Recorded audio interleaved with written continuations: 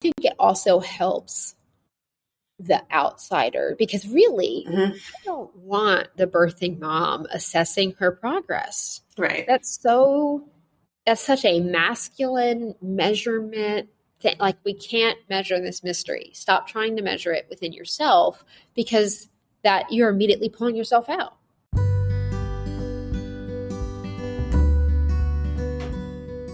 Holy Wild Birth is a podcast embracing the reclamation of giving birth, rooted in God's original design, undisturbed.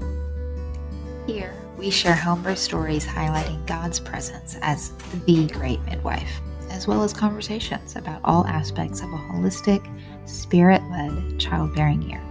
From the perspectives of myself, traditional midwife Lauren Hall of Rooted in Eden Private Contract Association, and me, holistic doula and birthkeeper Brooke Collier of Sister Birth. To choose a holy wild birth journey is to consecrate all your decisions unto the Lord. And to reclaim creation unadulterated by centuries of human attempts to control and improve upon what God has already called good. Please remember, birth is not a medical event, but a natural process. We are not your care providers, and this should not be taken as medical advice.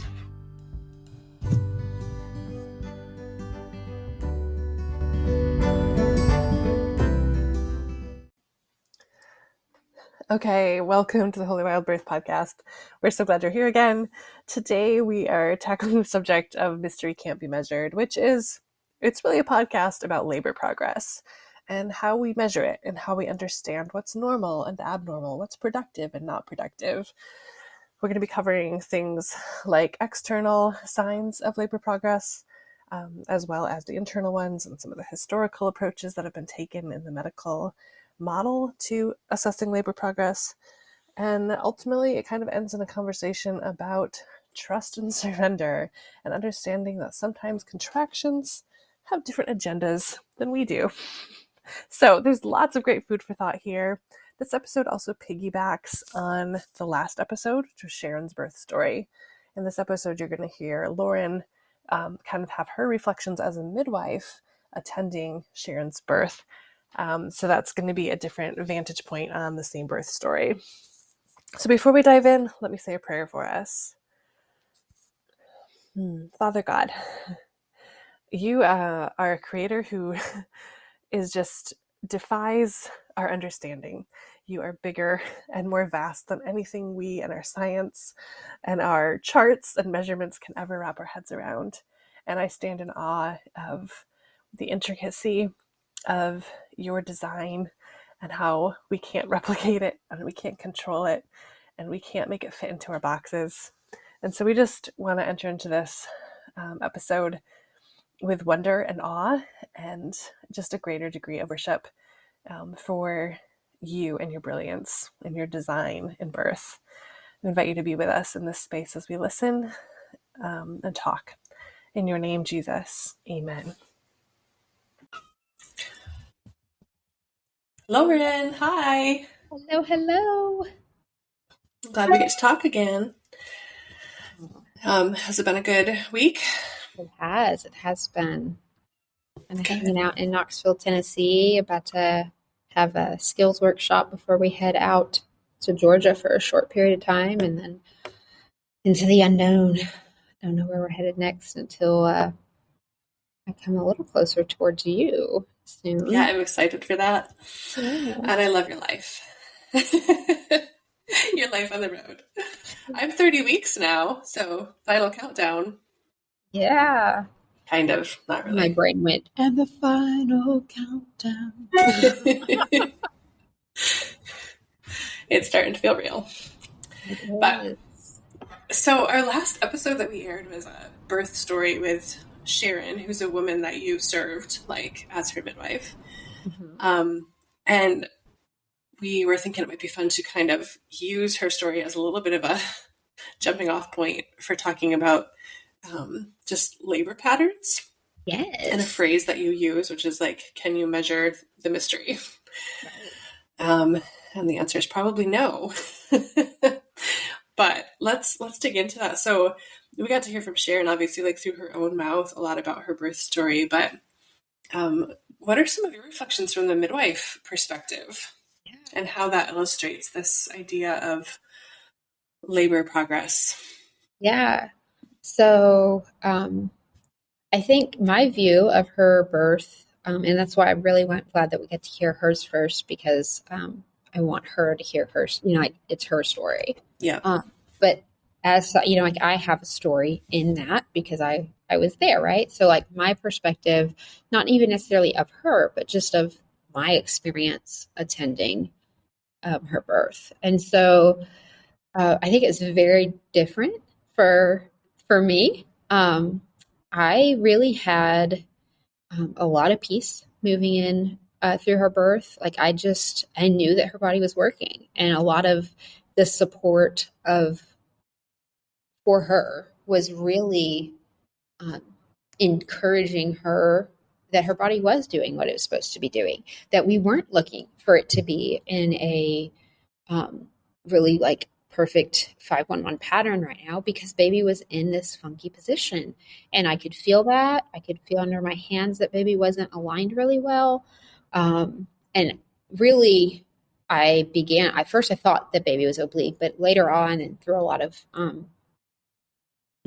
things that we found in the labor palpating. And then I think at the final, I did one vaginal exam, if I'm remembering correctly. And just kind of assessing everything, I really think that it was her uterus that was oblique, not baby. And there was just that waiting to get the uterus really aligned well, and baby, all of her contractions were there to support moving baby and getting things into alignment. And there was this like, cultural pressure that wasn't actually present, but except for in her internal, like what she knows of birth and what her experience as a doula and her comparing that birth to her previous births. And, there's just that internal mom of like what we think it needs to be. Even with women who trust the process and know that they believe in natural birth, always had natural births, like we can still get caught up in a product of our culture. And so a lot of that birth for me attending it was just a reminding her, your body is doing what it's supposed to do. I don't want your body doing nice, long, steady contractions right now and pushing this baby into your pelvis in a wonky position. We'd end up with an asynclitic head that's going to be harder to birth, where we could end up having to transfer because they get wedged into your pelvis and can't come out well. This is, if we kind of throw all of these other things at this birth and try and get it into this pattern that we have decided is supposed to be, I think that we'll be asking for trouble. And so, and I didn't necessarily say all of that to her, but it was just that like that was going on in my internal brain. Like, no, we really need to, I'm asking, and I did say this to her, and it's something I say often now, is I am looking at this labor, not what should the body be doing by some definition, but what is it actually doing? Like, what is it doing? Why is it doing it that way? And what can we learn from that? What's it telling us? Like Wapio says, follow this labor. And I think Gail Tully says something like the uterus is telling its own story. Like the uterus has got, what's this uterus doing? What's it need? And so it's going back to this, how do we support what is actually happening instead of trying to force it into what it should be doing, right? Like, yes. And so stepping back and looking at what was going on in that labor, there was this kind of, I knew it wasn't prodromal because it was staying. Like it was never a pattern of like, well, I guess towards the end it did, but like throughout this time, I was 2 hours away from her, parked 2 hours away because that was the setup that we had ended up finding. And I was kind of between two different moms at the time. And so that was where I was at. And when she called, there had been a small amount that it looked like there might be some MEC. And, I was like, okay, well, we'll come in and check and, and just make sure that we can hear baby. Once I got there, her fluids were clear. Baby sounded perfect. Like there was no real issue and there was no real reason for me to be there.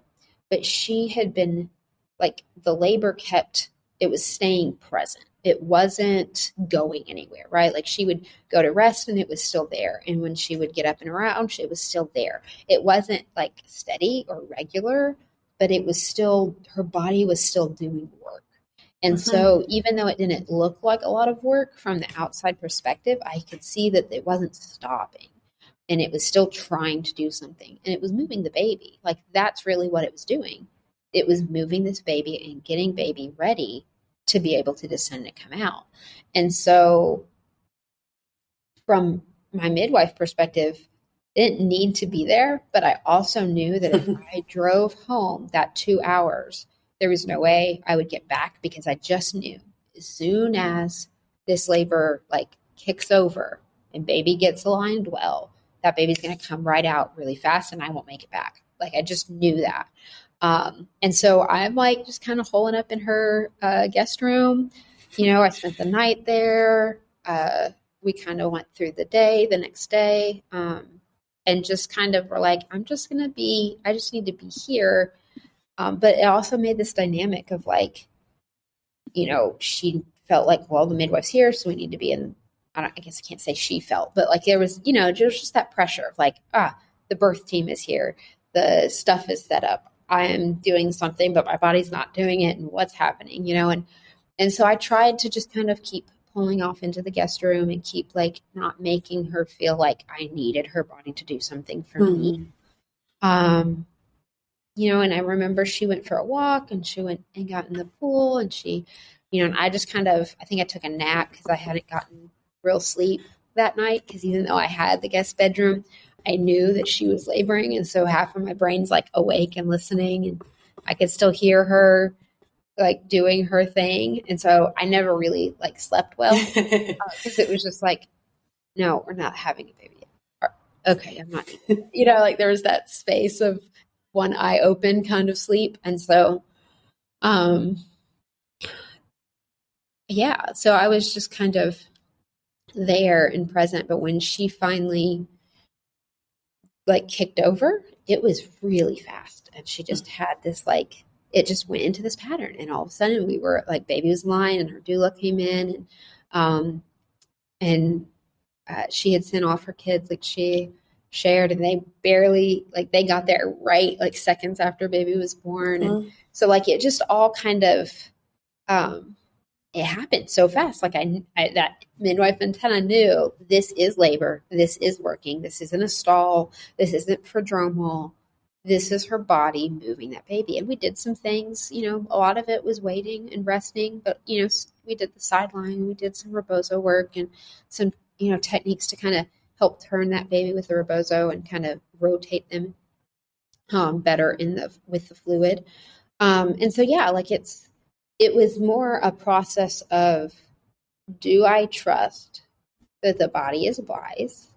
And, and this is also aligned with, I had a lot of peace and I knew that we were okay. Like baby was sounding great. Baby was never struggling. And, I'm praying the whole time I'm there. I really believe that as a midwife, my role is an intercessor first and foremost, throughout the prenatal period and in the birth space. And so like, I'm in a mode of prayer. It doesn't, I have peace that we're fine. And so, and really she did when I would ask her those things. It was more of the like cultural internal pressures of like, but it's not a 511, but it's not a, this labor pattern. It's not getting longer, stronger, closer together. And we would just talk, we just kept going back to, your body's doing what it needs to do. What's it doing? It's moving the baby. And she would have these contractions that would they would like build and baby would move and the contraction would stop. And I was like, it's doing what it's supposed to. It was moving the baby. You felt baby move a little bit and then it stopped because it's not trying to push the baby down. The uterus is wise and your body is wise and your baby is wise and it's doing, because there was this concern of like, it starts and then it stops. And it's like, But what's happening is you're saying, I'm hearing you say, it starts and the baby shifts a little and then it goes away. Why is it doing that? Because we want you to move. Like the contractions had a different agenda. Than her brain did, right? Like, exactly. And that's so often, I think, the case with those so-called erratic or inconsistent labor patterns is that the contractions just have a different goal for a while than the goal that we think they should be having. Right. It's not down and out, wham, bam, thank you, ma'am. It's not always that. It's not always just push baby out. Sometimes it's rotating baby. Sometimes it's, getting that flexion. That baby's head needs to flex against the cervix and it pushes down. And, in a beautiful textbook, perfect, all of those things kind of happen in this linear format, right? That because that's how we have to explain things, right? Like if we tried to explain labor we have to follow some way of explaining it, which is linear in a textbook way of literally I'm writing the textbook. How do I have to explain it? Well, this happens and this happens and this happens. But if we get into the weeds of this can happen first technically, and then you can do that. And, you end up creating this big, mind map web, and it's really, so we end up with a literal textbook description, because that's how we have to read. That's how we have to learn. Mm-hmm. But that doesn't mean that's how it always happens. Right. It's just not. I teach, in my online birth course, the stages of labor generally, what you can expect physiologically and emotionally in each phase. But I definitely have to put a big fat disclaimer at the front end of all of that. I'm going to teach you these generalities, but there's not a tiny number of times when it doesn't unfold just like this, in this order, in this pace. That's okay too. And especially the more babies you've had, the less likely I find you are to conform to that pattern. Yeah.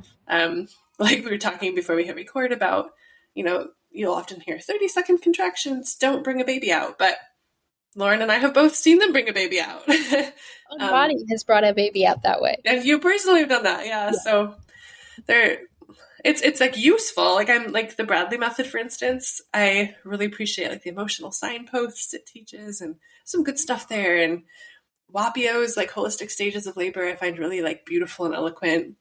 Beautiful. And yet we take it all with a grain of salt, because bioindividuality is real. And you mentioned fetal positioning as one reason that the body might not be behaving the way we expect by those models. But there's also I've sometimes seen the emotional component be huge. You probably have too. Really? I can remember one labor I was at where she was just kind of stuck and just frustrated. Nothing was seeming to work in the way that one would expect. And finally she's like, I have to call my mom. And she actually had a bone to pick with her mom. She had to get on the phone with her mom and say some words and hear some words back. And then her labor took off. Yeah. You just never know. That's beautiful that she was in tune enough to know that that's what she needed. Yeah. I've actually heard of another similar, she really needed her sister there. Her sister was out of town. And she didn't want to give birth without her sister present. And her sister was having to drive 10 hours to make it. And so they kind of had even done the, she probably won't make it. When we, by the, the midst of, but we'll call and let her know. And she'd been in this great pattern. Everything was going perfectly. Sister had been driving and then it just kind of stopped. And it was it's a complete stall. And what's happened? And is everything okay? And then the sister walks in 2 hours later and bam, she has a baby within 30 minutes. It was just okay. And now we're, because she just needed, that was what she needed, was that presence of her sister. Yeah. Her body waited for it. It's, there's so much of that emotional aspect of whether it's, fears that need to be released or words that need to be had or the presence of the right people. There's more to this beautiful mystery than just the physicality. Because we're not machines. We're not. Shocking. You're not a robot. I tell that to my clients all the time. You're not a robot. You don't have to fit this mold. Like, yeah, well, like that, the Friedman's curve, which if listeners who don't know that term, it's basically just, it's the name for that model of labor progression that says that one should dilate roughly 1 centimeter per hour. That still is used in I have like a hospitals. visceral reaction when I hear that term. Yes. And my body's like, "Argh." First of all, the data to back up that model was drawn from a relatively small pool of, I believe, all white women in a hospital. Like, it's just, so it's crazy to begin with, but it seems to assume that the body is simply a machine that's going to like function in a mechanistic way. And then if it's not, then something's a problem instead of, so it ends up like making the body seem like just a pathological thing if it doesn't work that way. Yeah. And it isn't wrong. Like, most times, even like pauses in labor are purposeful. They have some function that they're accomplishing, whether that's to allow you to rest or allow your baby to shift position or allow like your tissues to catch up with the dilation. Like, you can almost always trust that there's some reason. And I think that even just when I think about choosing to see that as the default, like, my body's irregular pattern here, or this pause in my labor, instead of assuming it means something's wrong, assuming it means your body's doing something good for you, in and of itself is probably going to help your labor progress. Right. Because the minute you label it as like something's not working, something's wrong, you're getting into that fear and adrenaline state that then will even further shut down the process. And even if you're not afraid, you're in the neocortex. You're trying to measure something. Figure it out. You're supposed to be in this deeper brain wave state, right? Like, and if you are trying to analyze your own birth and you're trying to like figure out what's happening and why it's happening, your body's not going to be in the labor pattern of like the labor flow, right? Like that flow, rather a pattern. Like, that's what we really need to be calling it, is this labor flow, because the river doesn't flow it's not a channel. It's not a pipe that the water just flows through it, right? Like, it is a river, and there are rocks and sticks and beaver dams and all the things, and it will flow through, but we have to just ride that and surrender to that. And then as like a midwife or, a provider, we're the ones in the frontal cortex, but there has to be this trust of the design that, and if you're coming at it from a philosophy that the body can heal itself, that it wisely compensates, that it's doing something that you don't understand, like, can you have the humility to ask the questions and learn something new from this mom and this labor and this baby? Or do you believe that you know all the things? Because I know for me, the more I learn, the more I realize I know nothing. It is birth. It will humble you so fast if you don't humble yourself. And so, I don't know. I just think that I was once doing, as a student, I was doing a kind of a paper on this, like, can mystery be measured? And in the process of that, I met up with someone who is now my dear friend to interview her. And this was how I met Cindy Morrow. And I interviewed her on a story she had shared on a cord labor. Had these funky cord labor pattern and the really cool stories she had on that. And so I interviewed her, and we went through a few different stories and just some of her experience and some more in-depth on her thoughts on that particular labor. Maybe we can get her on here to share that story. Yes, I love her. But she said this quote, and I wrote it down at the time. She said the pattern was that there was no pattern except what was individual to each woman. And yes, that's all that needs to be said. There was no pattern except what was individual to each woman. That is the mystery.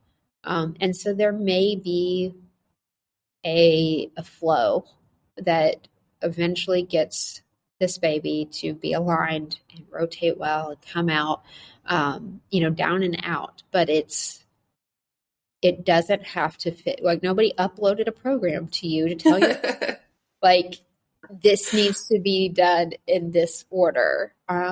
There's so much more than just dilation. And like, that's why our vaginal exams very rarely are necessary or tell us much. And if they do, like, if I'm doing a vaginal exam, it is not because I care about dilation. It's because I care about, am I feeling an asymptotic head? Like, what suture lines am I feeling on this baby's head? Like, how are they positioned? How far down are they descending?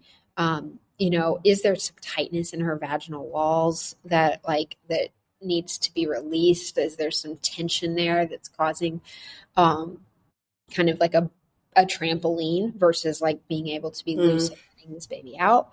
I'm assessing a lot more. I could care less what the dilation is. It's very much one little piece of the puzzle, and it's not even like a cornerstone to me.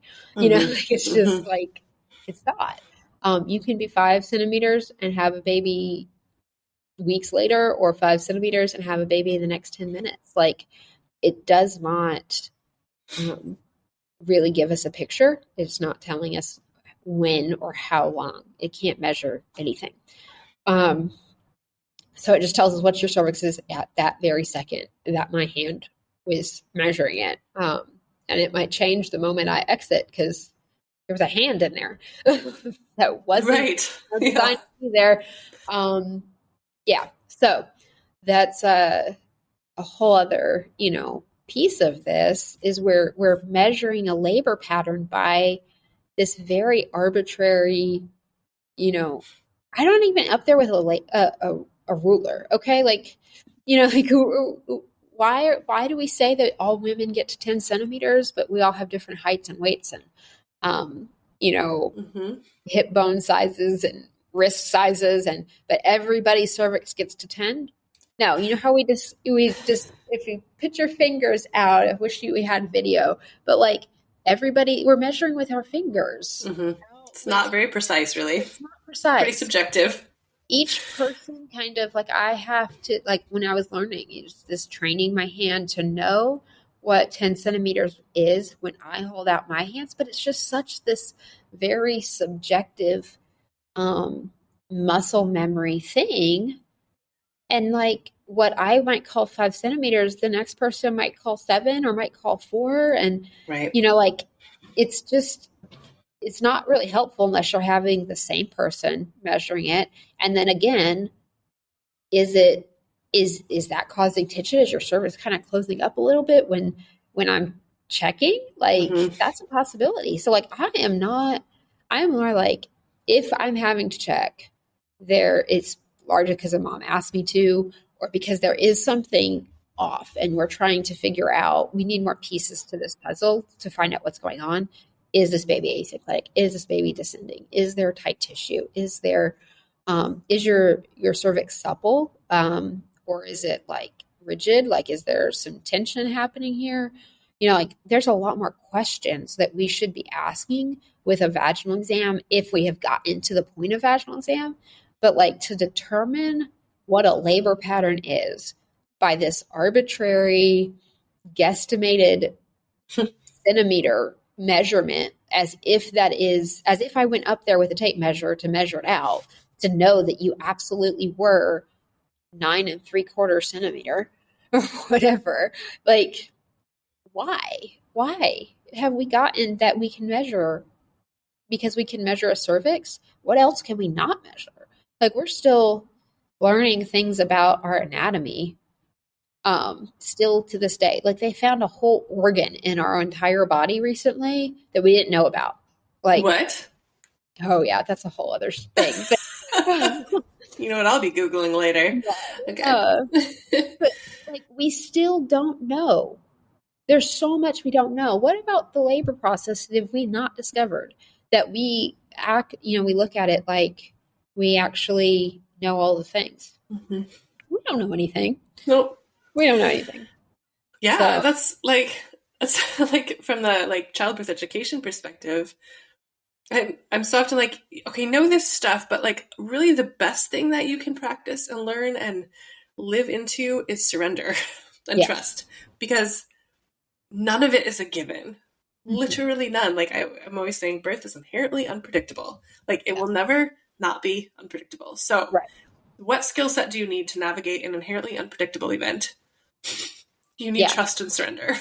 You don't need like quantification and measurement and like what to expect when you're expecting, or like birth in 5 easy steps. No, those tools are going to fail you. They're not going to hold water. They're not going to carry you through this. Yeah. I always teach, like, how do we view, like progress, quote unquote, that we're moving forward, like the river is flowing, by sight and sound and experience and feeling like the atmosphere of the room, right? Like and then obviously being in a state of prayer, but like I've got like a little quote, a chart, as much as we can chart this, that really talks about like the sights and sounds. Like, what do you hear? What do you see? What do you observe on the outside of her going deeper? What does that actually look like? Like if she's up and chatting, and even this breaks down. Yep. This will break down because I have seen the chatty woman have a baby 10 minutes later. But most, there's this kind of like idea of if she's going deeper into those lower brain waves, then there's outward signs that she's not present in her cortex, right? Like there's those signs of her going deeper. And what does that look like? Does her sounds, like she's gone from chatty to kind of more inward to kind of like these primal sounds, right? Or she's kind of standing up and she's clothed and she's still worried about the external things of who has the kids and has everybody eaten and whether I should bother my midwife with updates or if that's bothersome to her. And, she's still concerned about the outward world, right? And then she slowly moves into that sound bothers me, stop it, to like, I need to go away to my, like all of a sudden she's not caring about whether she's inconveniencing other people. And it's this, I need to go and hide in my cave, or you need to stop talking, or I need you to not smell that way. And or I don't care if I'm naked in front of you anymore. I don't care if I'm naked anymore. You're shedding your clothing. There's this deeper, like there's a deeper internal where there's a focus on just her and this baby. And then there's the deeper, like you see her even going down, like the whole presence, like she's walking around to like, now we're getting lower to the floor and we're getting, we're squatting or we're on our hands and knees, or there's this, like she's standing and coming down, or she's just, or side lying and she's like, needs to be lower. Like, and you see it with her head and she's tipping her head and her eyes are closing and her, just everything is moving downward. And so it's kind of like, is the energy high or is the energy low? Is the body high up off the ground? Like, are we walking and talking and, all of the, like her eyes are open and her head is up? Or is she coming in and closing in around herself and coming lower to the ground and really feeling out this baby coming? Like you can see this pattern, and I can honestly guesstimate where she's at from those, as far as like, how far we are from baby arriving. I love the way you explained that, because I was going to just say a minute ago, like, let's talk about then if we're not going to assess labor progress by minutes. And like how long contractions last or cervical dilation, how do we assess it? And these are the ways, right? These like external cues about what's going on internally, which may or may not line up with how far apart the contractions are and how long they're lasting. Right. Like, I mean, I'm thinking of another friend's birth where she had all those symptoms, those signs you were just talking about, but her contractions were still 10 to 15 minutes apart. And they never really got closer until she was pushing her baby out. So it may or may not line up. But I think it's more reliable, ultimately, the things that you're talking about, than the contraction patterns. It's like assessing how far down the river she is by Like, where is she in? Is she gone to labor land yet? Like, has she arrived, right? Like, is she in that space where things can flow, or are we still kind of tiptoeing around the shallows still? That's where you try to, that's how I would assess and put progress. And I can put the chart that I've created. We can probably put that in the show notes, or maybe I can put it up on the Instagram and we can make that post. It's a great idea. Because it's just I think it also helps the outsider, because really, I don't want the birthing mom assessing her progress. Right. That's such a masculine measurement thing. Like, we can't measure this mystery. Stop trying to measure it within yourself, because that you're immediately pulling yourself out. Like, like, you're just immediately pulling yourself out. And so, don't assess your progress, but like, for the husband, for the doula, the birth keeper, the midwife, the people who are there to be in their frontal cortex, then, like, how are you measuring it? This is how we can look at progress and see what is the body actually doing and where is she at? Like, is she going deeper? And Wapio's holistic labor stages really talk about that too, like that going deeper into the brainwave states, and how you can view that, right? Like, you can see just as much as we can walk into a room that you've not been in, and there was just an exciting announcement.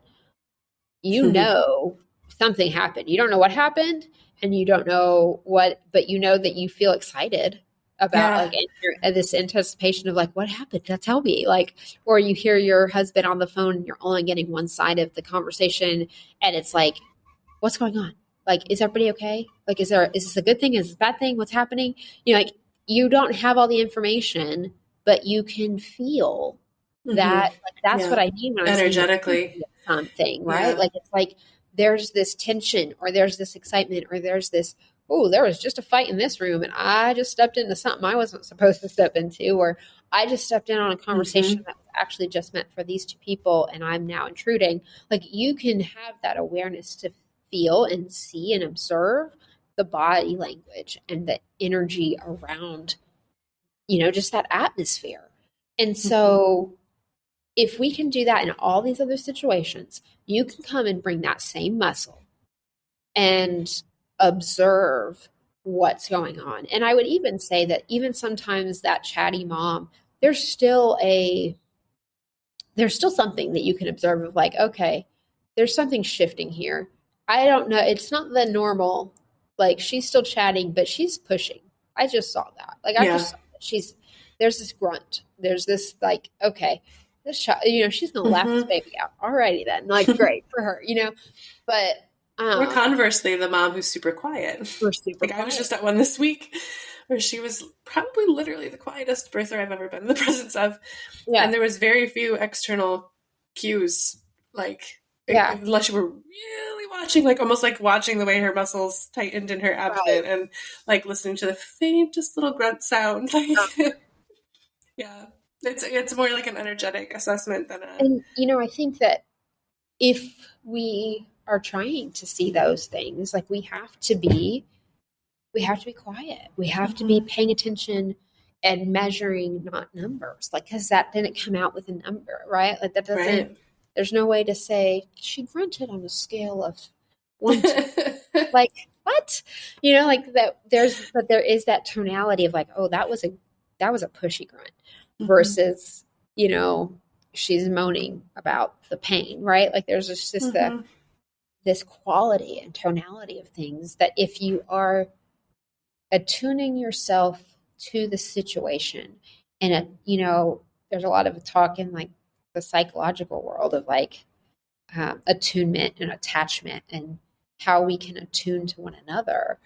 And if you're doing that, I feel like you will see that progress happen. You will know that this is moving in the right direction, and you will also know when there's something off, because moms know when something's off. They always know, almost always. If they're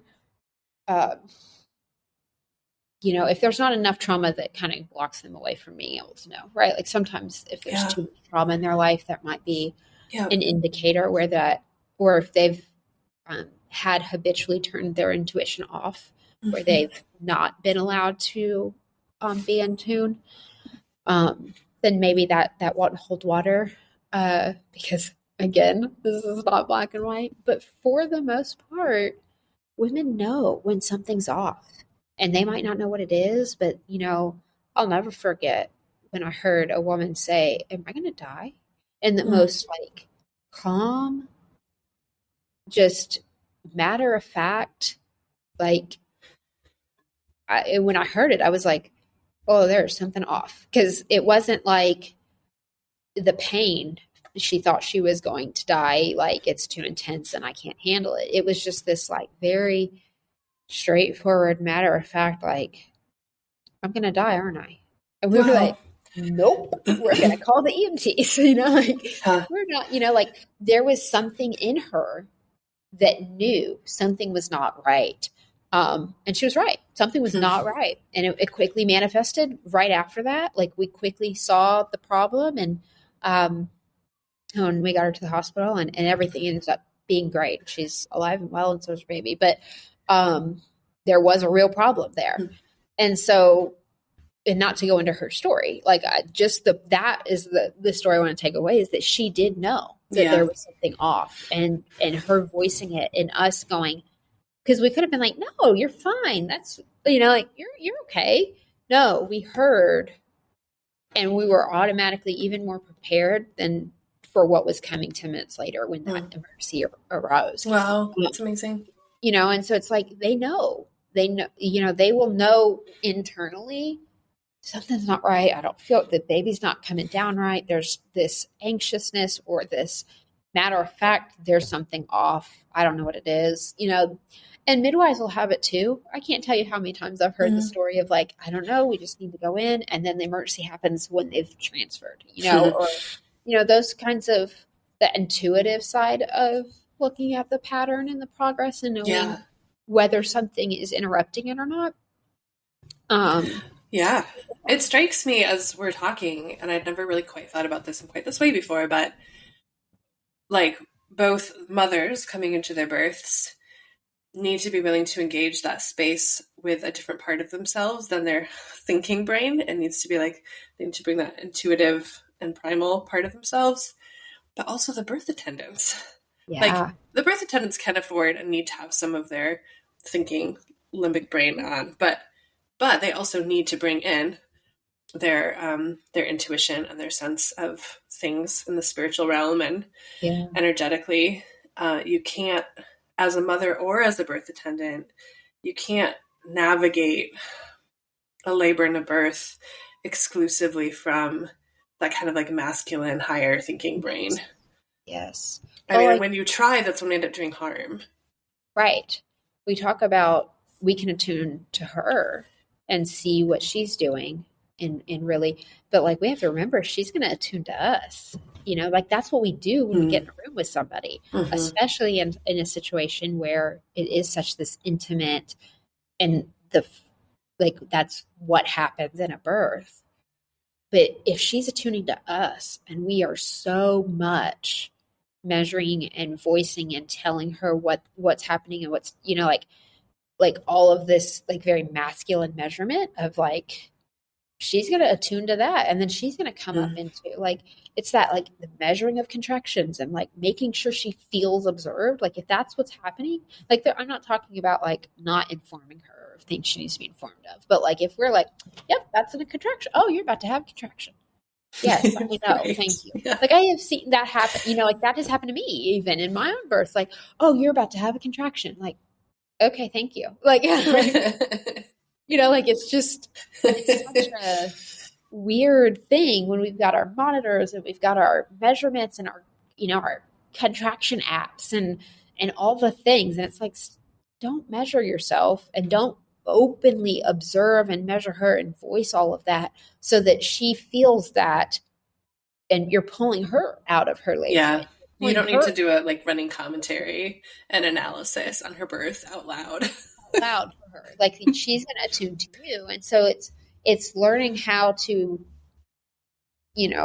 view and observe and assess while being quiet and while, being enough. We've had this conversation with like charting around it. Like, does the charting pull you out of that space? Like, can you quickly note it? Or are you like over there writing the book and you need to do that there? But then it's like, that has a energy to it, right? Like there's this like presence you bring when you're like, every time you look at her, you write something down. Like, how self-conscious would that make you? Like just like how do you go about charting? How you go about being present in that space. Especially when all this stuff the chart is asking for is so quantitative. Right.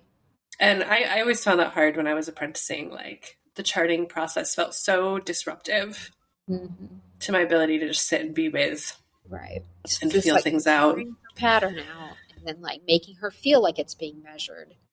Yeah. That has an effect. So all of that, I don't know. I think we could dance around some of this, but it just feels very much like it all boils back down to we are not robots and you cannot measure mystery. There is not a, true pattern that every woman has to follow. And so I think there's some practical things that we can look at, like the sights and the sounds and, and then like really coming into how we sit with a woman and, or as the birthing mom, how we allow ourselves to not measure ourselves, but to just be in the process and get into that internal space. But really it's like, okay, Lord, where do we need to be? And is this progressing towards, like, why do we even have to ask that question, I guess, is really what it comes down to. Like, why are we asking, is this labor pattern? I feel like there's some practicalities around like, okay, if you're not a home birther and you're trying to figure out when to go to the hospital, or if you are a home birther and you want to know when to call in your team. When you try to call in your team. Yeah. When you're trying to send the kids off to the babysitter. Like all of these kinds of, why are we asking the question is really what it comes down to, I guess. Because I always want like, okay, what's the point? Why are we asking? What do we need? And what we're needing is to make a decision. And so you're trying to, like, from a very masculine standpoint, put all the pieces together to kind of make that right decision. And so in that space, I feel like if you're already trying to ask this question, is this labor? This feels like labor. I'm pretty sure it's labor. And just move with that. Like, as a birth worker, we expect to be called. We're on call. We are on, like, that's what our job is. You are paying us to be on call for you. So you are not annoying us. You're not annoying me to call me and say, hey, I think this is labor. I'm not sure if it is, and there's a whole myriad of like ways, but like I can hear a woman and go, oh yeah, I feel like that, this is labor. Maybe you're not quite ready for me, but like I can hear a woman and it'll tell me, like, and then my own intuition and my own Holy Spirit, speaking to me saying, yep, this is labor. You need to be prepared and ready to go. Yeah. Like so many times does that happen. And so like to answer the question, like what else can we go by than the pattern? Because if the pattern is not accurate and the pattern isn't actually giving us the real answer to the question,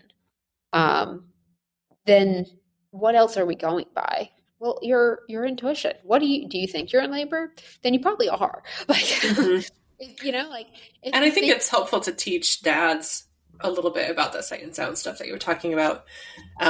Like often it's the dads who end up making the call. Like, I think it's really time for you to come now, Oh, yeah. If dad calls me, I'm in the car. And that was true for my last birth too. I was like, no, I'm good. And then my husband was like, nope, you're not. I'm going to call people. He didn't tell me that. He just went ahead and did it. Yeah. Yeah. If dad calls me, we're having a baby. Like that's pretty much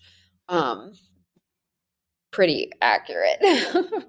So, yeah, I think it's like, how is it actually helpful to ask this pattern?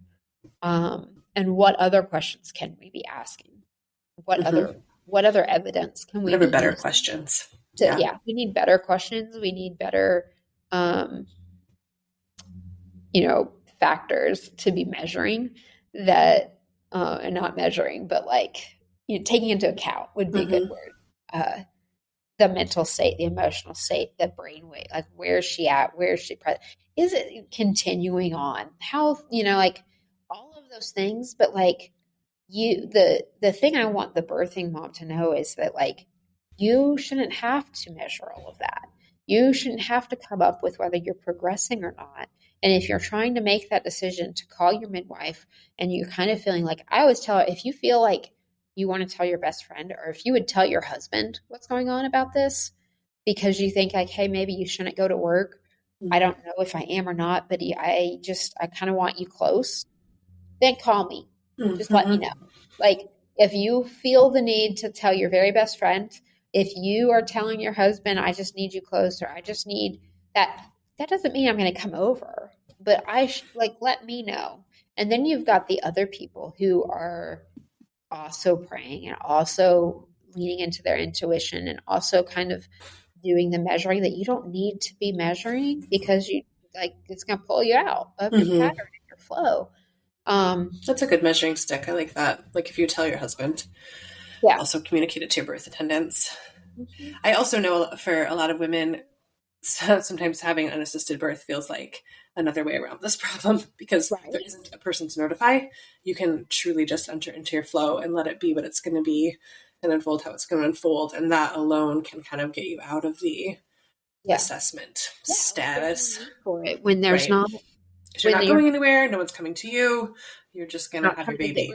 Kids somewhere. Like if the kids are old enough and they're just going to be down the hall or whatever, like it removes the question altogether, which then goes like, the problem is not whether you are in a labor pattern.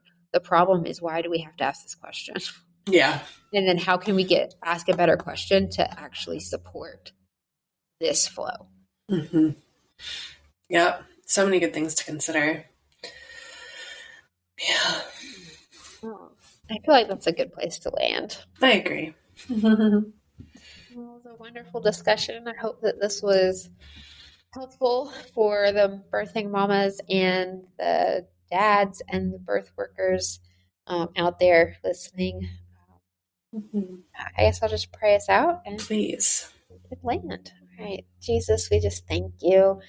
I thank you that you are the great designer, Yahweh. I thank you that you created us individually. You created us uniquely, and that each baby, each birth is as unique as that baby. And I thank you that we don't have to attempt to measure out. I often think of how you spoke to Job, saying, like, do you know when the deer will give birth?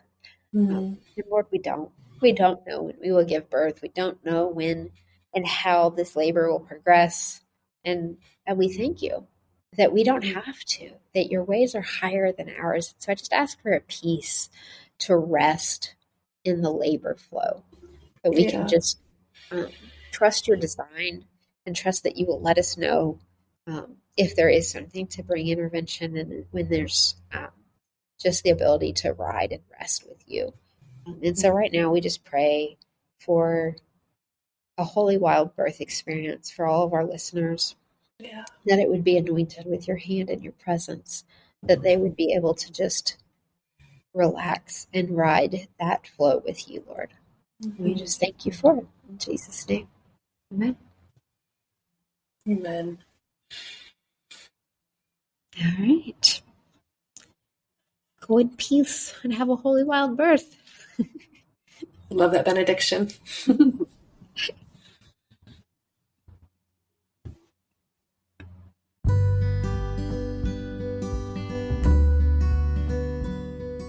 Thank you so much for tuning in to this week's episode of Holy Wild Birth. We hope that you were genuinely encouraged, inspired, and challenged by what you heard today. If you're loving what you hear, please make sure that you share it. Leave reviews. That helps other mamas find this content as well. And don't forget to read the show notes, okay? Because that's where you can find our email address if you want to reach out to us and start a conversation. It's also where you'll find free offerings as well as invitations to work with me and or Lauren. We can't wait to get to know you. See you next week.